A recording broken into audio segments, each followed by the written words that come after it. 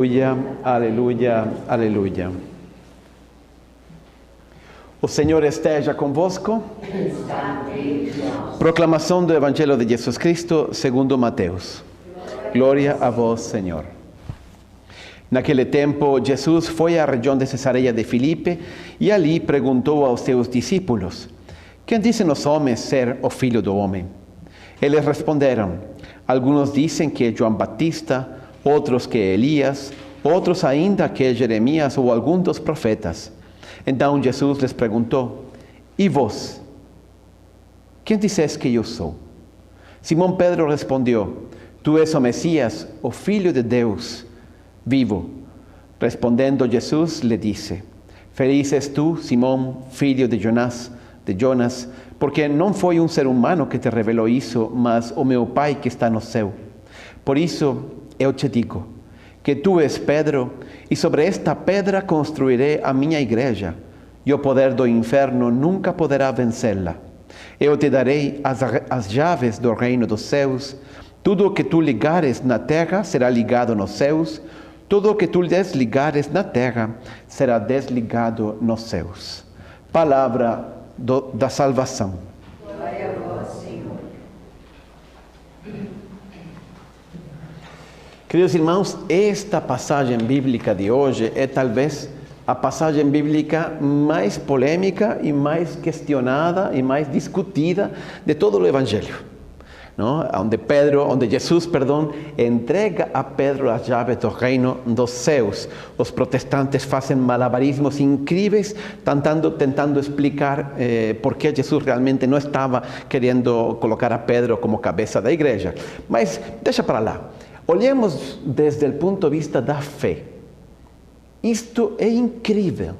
Se vocês pensam realmente que Jesus, neste momento, nesse encontro, nesse lugar, entregou a Pedro as chaves do reino dos céus. Ele diz: o que você ligar na terra, eu vou ligar no céu. O que você desligar, eu desligarei lá. O normal seria o contrário. Não concordam? Pedro, atento. O que eu ligar, você tem que ligar aqui. E o que desligar no céu, você desliga também aqui. Eu vou comunicar com você, então você esteja atento. Isso seria normal. Mas Jesus fala ao contrário. Ele entrega realmente, ele confia realmente a sua igreja, a Pedro e na pessoa de Pedro, a todos nós.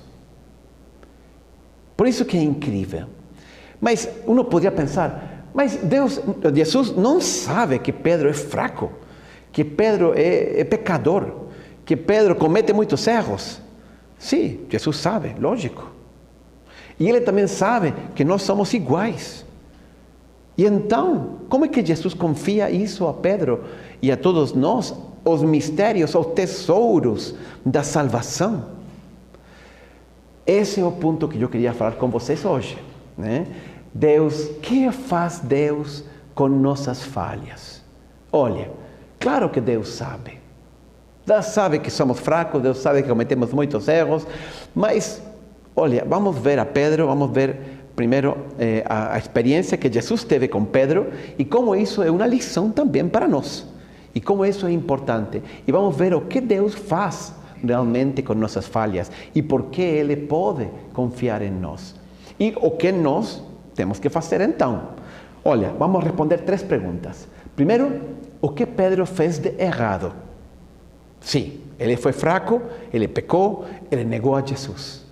O que Pedro fez de errado? Depois vamos ver o que e esses erros de Pedro são os mesmos erros que cometemos nós, e pela qual nós fracassamos também no casamento, no trabalho, no negócio, nos relacionamentos. São os mesmos erros. Em segundo lugar, vamos ver o que Pedro fez de certo. Sim, porque ele pecou, mas ele reagiu do jeito certo. Judas também negou a Pedro, mas ele reagiu do jeito errado. E em terceiro lugar, essa vai ser a conclusão, o que Deus faz com nossos falhos. Então, vamos lá. O que fez de errado Pedro? A primeira coisa que Pedro fez de errado, ele foi superestimar as suas forças. Quando Pedro estava na última ceia com os apóstolos, e Jesus, não? Quando Jesus estava com eles, Jesus falou assim: ainda esta noite todos vós me abandonareis, Pues así está escrito: feriré o pastor y as ovelhas do rebaño serán afugentadas. Todavía, después de resucitar, seguiré diante de vos rumo a Galilea. Ahí entonces todos comienzan a decir: no, Señor, yo jamais voy a abandonar, ¿no? Ahí obviamente Pedro interrumpe todo el mundo porque él siempre tiene la palabra y él dice así: ainda que venhas a ser motivo de escándalo para todos, eu jamais te abandonaré. Olha a confianza de Pedro. Eu jamais te abandonaré, Señor, mestre. Ahí Jesús olha directo para Pedro, olho no olho, e diz assim: com certeza te aseguro que ainda esta noite, antes mesmo que o galo cante, 3 veces tú me negarás. Cuando nos vamos a Terra Santa, visitamos este lugar. No me refiero al cenáculo, mas al lugar donde Pedro negó a Jesús. Es una igreja que se llama Igreja in Galli Canto, o sea, donde el galo cantó, ¿no? Lembra justamente, es la igreja que lembra o julgamento de Jesús, porque todo aconteceu aí. O julgamento de Jesús é a casa de Caifás, hasta la prisão onde Jesús ficou na noite, e é o lugar donde Pedro negou a Jesús. Mas a igreja toda se llama in Galli Canto, ¿no? Lembrando justamente a negação de Pedro. Pedro então, ele responde assim: mesmo que seja necessário que eu morra junto a ti, olha Pedro, de modo algum te negarei. E todos os discípulos fizeram a mesma afirmação. Então, olha como eles estavam superestimando suas forças. Esse é o primeiro, a mesma coisa acontece conosco. Olha, quantos exércitos fracassaram, perderam, foram derrotados por superestimar o seu poder. Quantos estudantes foram reprovados por superestimar o seu conhecimento. Quantos maridos ou mulheres foram infiéis porque superestimaram as suas forças. Então, nós não podemos superestimar nossas forças.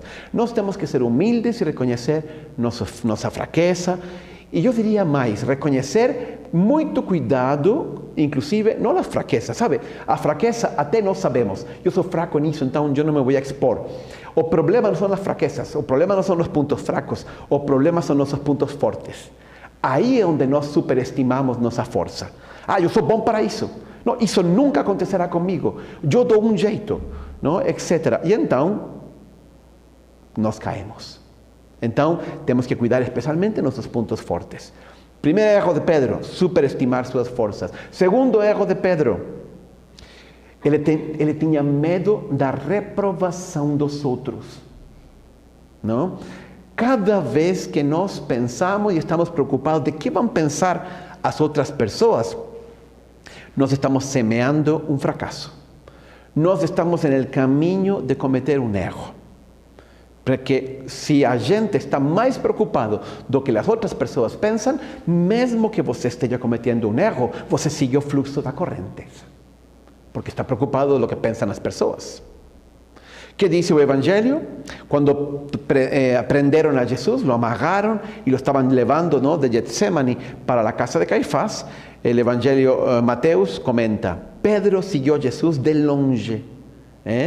Ele não estava perto, ele não foi defender a Jesus, ele seguia de longe. Até o pátio do sumo sacerdote. Entrou e sentou-se junto aos guardas para sondar qual seria o fim daquela ocorrência. Mas Pedro está de anonimato. Ele entrou assim, se cobriu a cabeça, não? E se aquecia no fogo, que ninguém soubesse. Por quê? Porque Pedro estava preocupado por o que pensaram as pessoas. Pedro dice así, Mateus, Pedro encontraba-se assentado do lado de fora da casa, no pátio, quando uma criada aproximou-se dele e afirmou: tu também estavas com Jesus, o Galileu. Ele, entretanto, negou a Jesus perante todos os presentes, declarando: não sei de que falas. Então, o problema de Pedro, de novo, ele nega a Jesus porque ele está preocupado do que as pessoas vão pensar. E muitas vezes, como digo, também nós não acontece isso. Pedro tinha visto Jesus caminhar sobre a água. Pedro tinha escutado as pregações, levantar paralíticos, curar cegos, ressuscitar a Lázaro. E mesmo assim ele teve medo. Por quê? Porque colocou o que pensam as pessoas em primeiro lugar. Quando nós estamos mais preocupados de lo que pensam algumas pessoas do que pensa Deus de nós, então aí nós cometemos erros, porque estamos colocando outra pessoa no lugar de Deus. Por isso que falamos às vezes de que nosso Deus, em certo sentido, é a opinião dos outros. E por que temos tanto medo da opinião dos outros? Uno deveria pensar ao contrário, não? A gente não tem medo, porque se me criticam, eu posso ser melhor, eu posso enxergar meus pontos fracos. Só que essa não é a nossa reação normal. Lo que nós não gostamos da opinião de los outros, porque normalmente eles veem nossos pontos fracos, normalmente eles veem nossos defeitos, e nossos defeitos é aquilo que nós tentamos ocultar. Ocultamos a nós mesmos e queremos ocultar do resto. Por quê? Porque questiona a nossa identidade. Eu sou um sacerdote fiel a Cristo, e essa é a minha imagem, o que eu projeto na sociedade. Mas se soubessem os pecados que eu cometo, que vergonha, não? Então, eu sou um homem, eu sou muito macho, mas se eu soubesse os pecados, então a minha hombridade ficaria questionada, não? Eu sou uma mulher fiel, uma mulher compassiva, mas se soubessem como eu reajo, então, nossos defeitos não queremos que sejam vistos porque questionam a nossa identidade. Então, esse é o segundo erro que Pedro comete. Ele está preocupado por lo que as pessoas pensam. Algumas vezes as pessoas vêm a confessar comigo e me dizem: Padre, eu queria confessar de que comulguei em pecado. Mas por que comulgou em pecado? Tão fácil, você me liga, fazemos um negócio, você confessa. Vá a uma igreja a confessar. Respeito humano, isso se chama respeito humano. Não quero que pensem, se não comulgo, que vai pensar minha mulher, que vai pensar meu esposo. Então, estou mais preocupado pela opinião dos outros. Então, Paulo também enfrenta a Pedro, não somente nesse momento, a mulher del patio de la casa de Caifás, também depois, quando a primeira comunidade está surgindo, Pedro cede à tentação de comportar-se como um judeu e Paulo confronta ele, frente a todo mundo, porque isso é difícil, não? Sempre estamos pendentes da opinião dos outros. Diz o livro dos Provérbios: o receio do homem lhe arma laços. O receio do homem lhe arma laços. Mas o que confia no Senhor está seguro. Nossos olhos, nossa atenção e nossa preocupação deve ser o que pensa Deus, não o que pensam as outras pessoas. Terceiro erro de Pedro: Pedro falou sem pensar. Aí está o problema. Isso sim cometemos todos, não é? Muito frequentemente. A boca vai mais rápido que a mente. E começamos a falar antes de pensar. Por quê? Porque pensamos emocionalmente, não racionalmente. Então, aí falamos um monte de coisas que não devemos. As pessoas falam assim: padre, bom, primeiro vou contar-lhes o que foi o que aconteceu. Saindo em direção, ainda Jesus sigue sendo julgado, aí na casa de Caifás, continuam as coisas. Este homem, aí de pronto uma mulher vê a Pedro e diz assim: este homem estava com Jesus, o Nazareno. Mas Pedro, sob juramento, olha que gravidade, sob juramento, o negou mais uma vez, afirmando. Olha as palavras, ele começou a falar, eu me imagino ele todo precipitado, preocupado: não conheço tal indivíduo. Algum tempo mais tarde, os que estavam ao redor aproximaram-se de Pedro e o acusaram: com toda certeza és igualmente um deles, porque o teu modo de falar o denuncia. Então ele começou a jurar e a pedir a Deus que o amaldiçoasse, caso não estivesse dizendo a verdade, e exclamou: não conheço esse homem. Falou rápido demais e até invocou o nome de Deus para uma mentira. Todos querem, por quê? Porque disseram: esse é um deles. A gente não quer ser deles, nós queremos ser nós. Não? Nós queremos estar na turma, nós queremos estar na opinião pública. Então, eu estou igual que todos, não ser um desses que estão lá, mas de nós. Nos dá medo. Algumas pessoas dizem assim: não, padre, é que a gente, a gente fala porque eu sou autêntico. O que eu sinto, eu falo. Já escutaram algo assim? Eu sou autêntico. Não? Mas isso não é autenticidade. Perdão, isso é imaturidade. Não? Porque o que nós sentimos não necessariamente é algo bom. Se eu sinto inveja, por quê? Porque estamos feridos pelo pecado, não? Se eu sinto inveja, o que eu falo vai ser com inveja. Se eu sinto raiva, claro que posso sentir raiva, porque temos o pecado dentro de nós. Aí eu vou falar coisa ofensiva e posso ferir outra pessoa. Se eu sinto, sei lá, medo, aí eu posso tomar a decisão errada, falar mentiras. Por quê? Porque tenho medo. Não necessariamente eu devo falar o que eu sinto, eu devo filtrá-lo. Quem não fala tudo o que passa por seu coração sem filtro, ele não é corajoso, ele é imaturo, ele não tem filtro, ele se deixa levar pelas paixões, pelos sentimentos e, portanto, a sua vida não tem rumo. É justo o contrário. A autenticidade é ser coerente com nossos princípios e nossos valores. Então, isso foi o que Pedro fez de errado. Primeiro, ele, que falei? Primeiro, já se me olvidou. A primeira coisa era Pedro superestimou suas forças. Ele superestimou suas forças. Segundo, ele tinha medo da reprovação dos homens. E a terceira, Pedro falou sem pensar. Agora, o que fez de certo Pedro? Porque não foi tudo errado. Primeiro, Pedro assumiu seu erro. Isto é muito importante. Quando a gente entra num beco sem saída, qual é a saída desse beco? Não?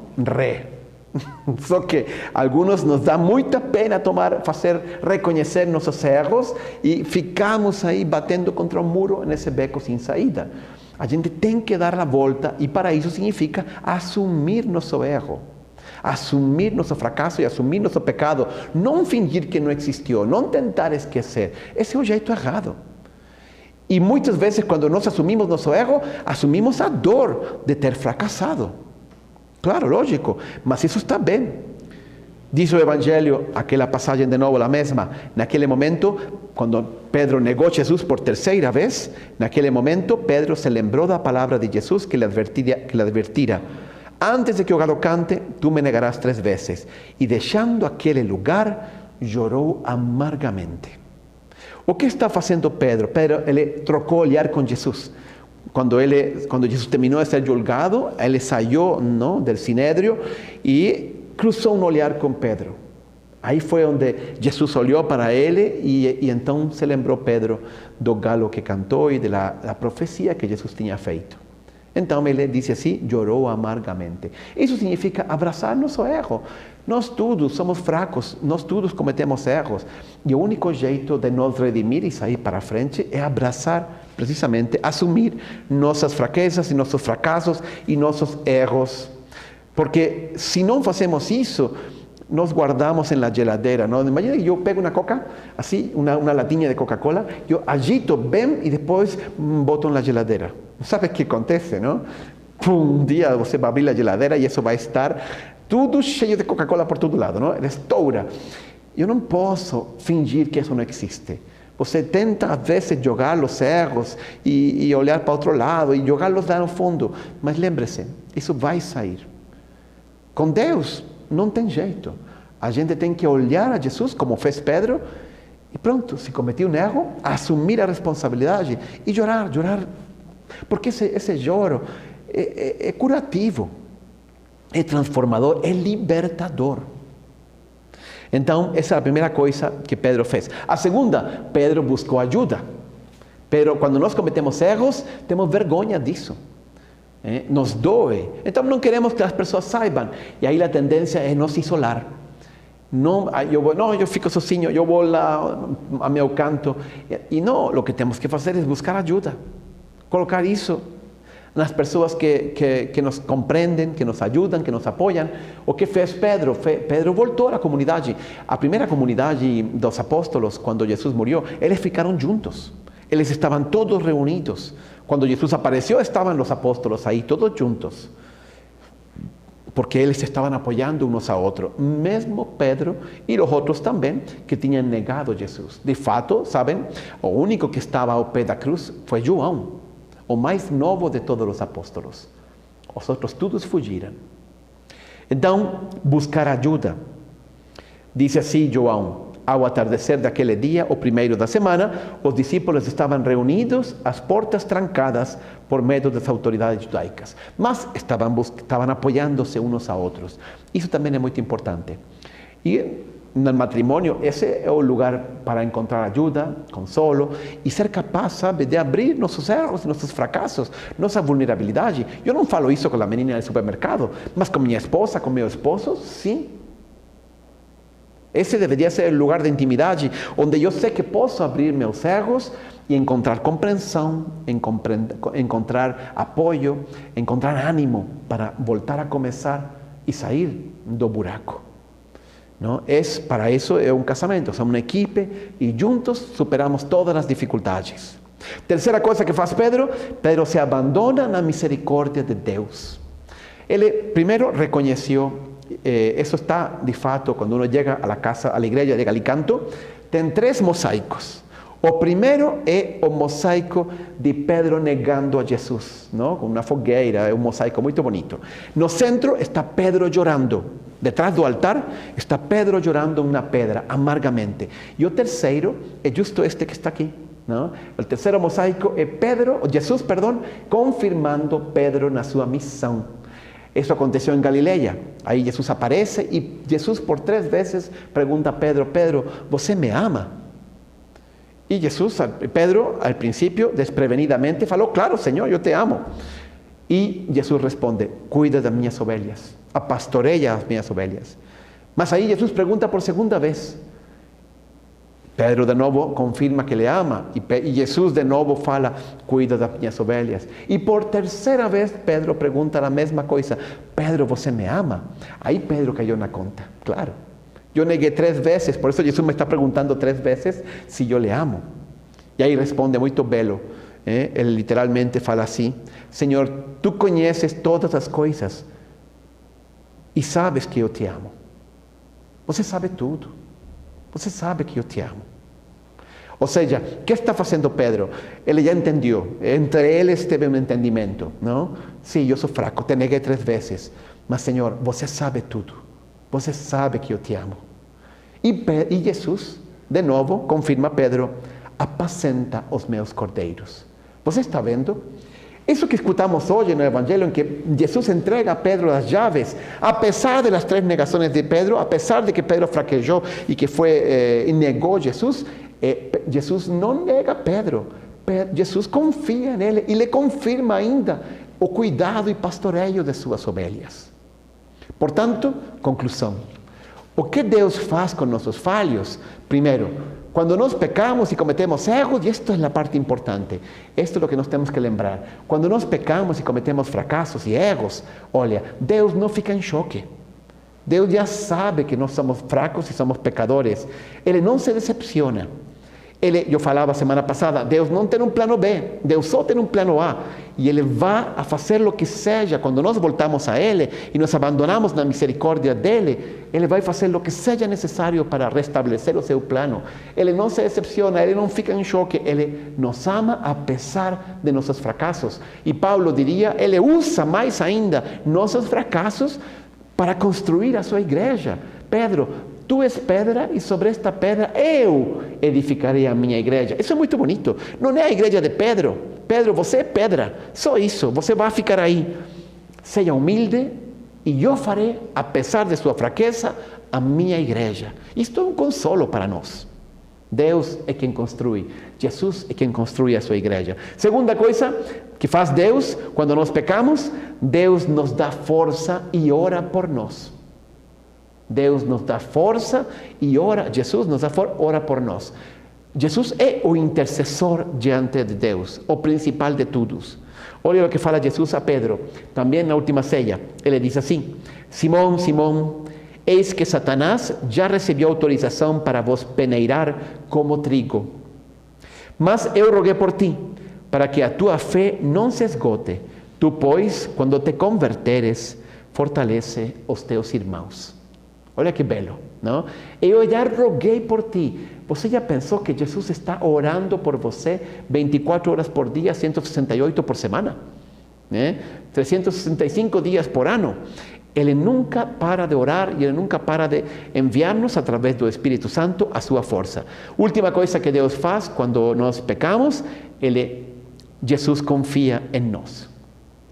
Jesus não se decepciona. Jesus nos dá força, Ele intercede por nós e Ele não se decepciona, ou seja, Ele confia em nós apesar de tudo, Ele quer contar conosco. Assim como entregou a Pedro as chaves, Ele entrega a cada um de nós uma missão dentro da igreja para poder colaborar com Ele na construção desse reino de Deus, dessa grande família de Deus. E Ele não se decepciona apesar de nossos erros. Tem um detalhe muito bonito na ressurreição. Olha não sei se vocês perceberam isto, mas quando as mulheres chegam ao túmulo, elas entram e encontram um anjo. Eles não, ao início não vem Jesus, isso será depois. Vem um anjo, não? Vou ler o que diz. O anjo fala deste jeito: buscais a Jesus, o Nazareno, que foi crucificado. Ele ressuscitou. Não está aqui. Eis o lugar onde o puseram. Mas ide, dizei aos discípulos e a Pedro que ele vai adiante de vós para Galileia e que ali o vereis. Você não percebeu uma redundância nesse texto? Ide e dizei aos discípulos e a Pedro. Pedro não era um discípulo também, mas o anjo destaca de um jeito especial. Sabe que Pedro negou, sabe que Pedro está muito doído, está com muita tristeza de ter traído Jesus. E fala assim, fala para Pedro, com nome, que não desanime, que vá a Galileia, que aí vereis a Jesus. Não? De fato, Jesus aparecerá em Jerusalém também, antes de ir a Galileia. Não? Mas é muito bonito, quando nós pecamos, quando nós fracassamos, Deus sabe meu nome, Ele me chama pelo meu nome, e Ele me diz, não desanime. Rodrigo, levanta-te. Eu espero e conto com você. Senhor, já fiz tudo errado. Não importa. Eu preciso de você. Não tenho outro. E assim, cada um bote seu nome. Porque Ele nos escolheu, Ele nos ama e Ele não se decepciona nunca de nós. Esta é a grande lição que nós tiramos deste evangelho de hoje. Jesus confia a Pedro as chaves do reino e confia a nós uma missão dentro da igreja, porque Ele confia em nós e porque Ele quer contar conosco. Que assim seja. Vamos nos colocar agora de pé.